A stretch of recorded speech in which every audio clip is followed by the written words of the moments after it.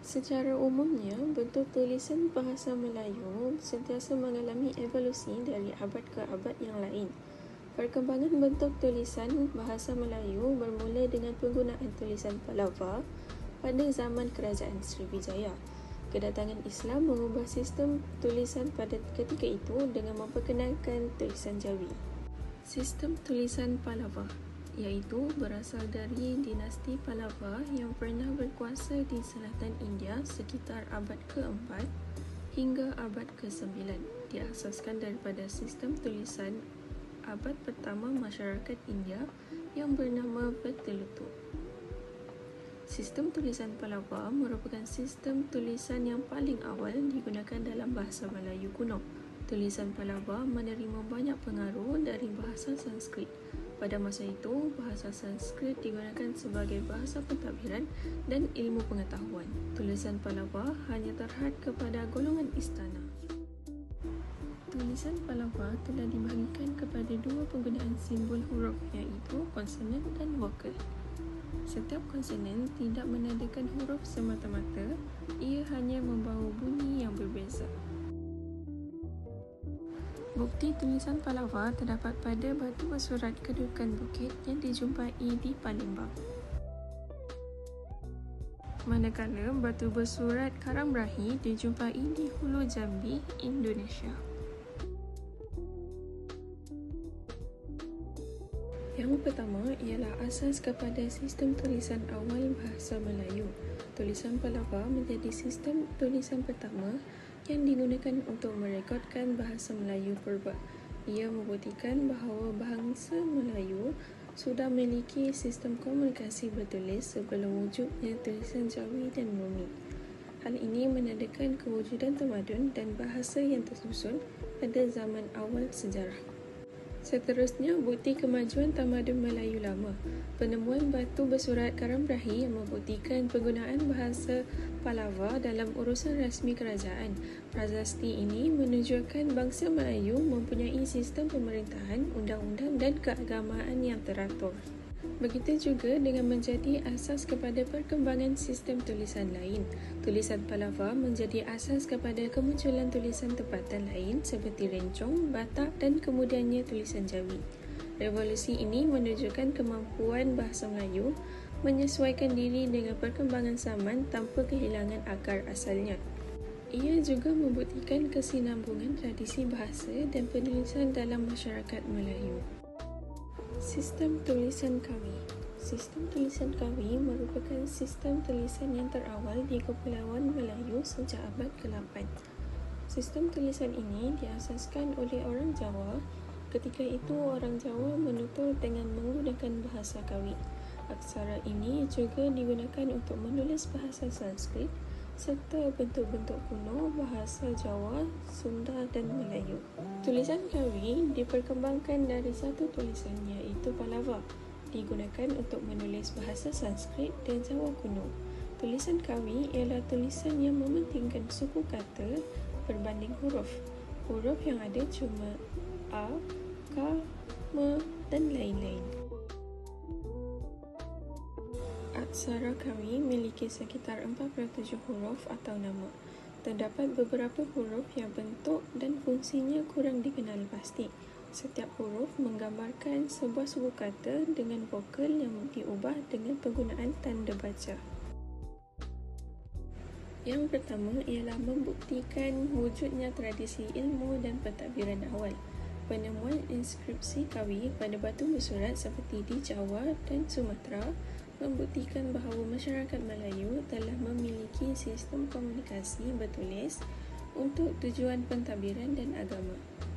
Ini menandakan bangsa Melayu telah memiliki peradaban yang tinggi dan tidak bergantung sepenuhnya kepada lisan, sekaligus memperkukuhkan identiti bangsa yang berilmu. Yang kedua ialah menggalakkan usaha pemeliharaan warisan bahasa dan tulisan lama. Pengiktirafan terhadap tulisan Kawi sebagai sebahagian daripada sejarah bahasa Melayu mendorong usaha pemeliharaan dan dokumentasi warisan tulisan lama. Ini penting bagi memastikan generasi baharu memahami akar budaya serta mengekalkan kesinambungan identiti bahasa Melayu dalam era globalisasi. Seterusnya, mencerminkan hubungan serantau dan pengaruh budaya luar. Tulisan Kavi berasal daripada tulisan Pallava, India Selatan yang kemudian disesuaikan dengan bahasa tempatan. Pengadaptasian ini memperlihatkan kebijaksanaan masyarakat Melayu dalam menerima pengaruh luar tanpa menghapuskan nilai tempatan, membentuk identiti bahasa Melayu yang terbuka tetapi tetap berakar pada budaya sendiri.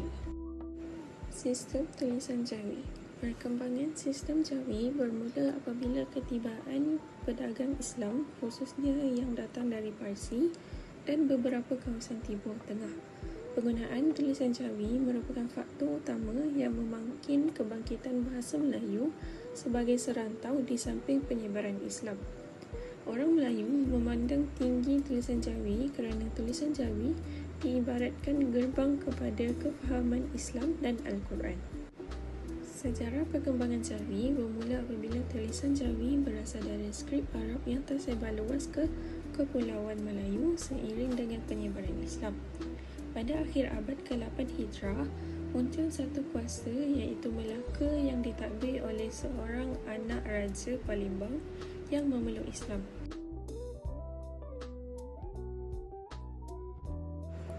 Tulisan Jawi ialah tulisan Arab yang digunakan untuk bahasa Melayu. Perkataan Jawi berasal daripada bahasa Arab yang ditambah pada huruf-huruf baharu seperti Pa, Nga, Ca dan Ga.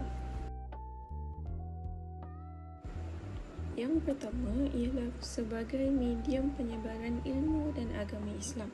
Tulisan Jawi memainkan peranan penting sebagai alat utama dalam penyebaran ilmu dan ajaran Islam di alam Melayu sejak abad ke-13. Melalui tulisan Jawi, masyarakat Melayu dapat memahami ajaran agama secara lebih sistematik kerana kitab, tafsir dan hikayat Islam ditulis dalam bahasa Melayu bertulisan Jawi. Seterusnya, tulisan Jawi dapat memperkasakan bahasa Melayu dalam bidang pentadbiran dan ekonomi Islam.